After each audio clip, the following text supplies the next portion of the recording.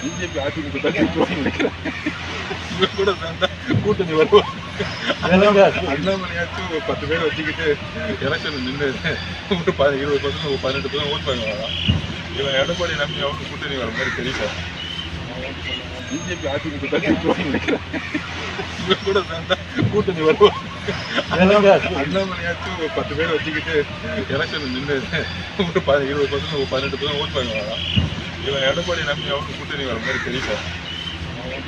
BJP AIADMK தான் ஜெயிக்கும்னு நினைக்கிறேன். இவங்க கூட சேர்ந்தா கூட்டணி வரும்.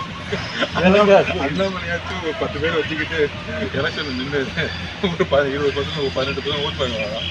இவன் எடப்பாடி நம்பி அவங்க கூட்டணி வர மாதிரி தெரியல. பிஜேபி அதிமுக தான் ஜெயிக்கும்னு நினைக்கிறேன். இவங்க கூட சேர்ந்தா கூட்டணி வரும்.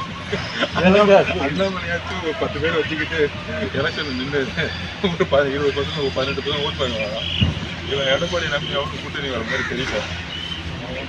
பிஜேபி அதிமுக தான் ஜெயிக்கும்னு நினைக்கிறேன். இவங்க கூட சேர்ந்தா கூட்டணி வரும்.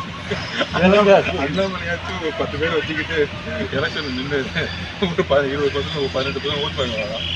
இவன் எடப்பாடி நம்பி அவங்க கூட்டணி வர மாதிரி தெரியல. டயா பூஸ்டர் சுகருடைய ரிமோட் கண்ட்ரோல் இனி உங்க கையில. அனைத்து மருந்து கடைகளிலும் கிடைக்கும்.